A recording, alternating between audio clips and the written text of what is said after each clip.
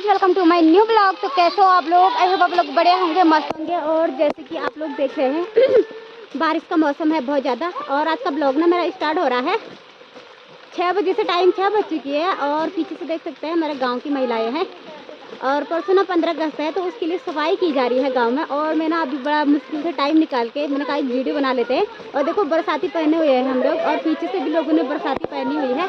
तो बिल्कुल पहाड़ी लुक, जैसे ना खेतों में काम करने के लिए जाता है ऐसे ही बरसाती पहन के। सो गाइस, कैसे लगा आप लोगों को हमारा ये पहाड़ी लुक, मुझे ज़रूर बताना। और पीछे से ना मैं हूँ, ये अंकी है।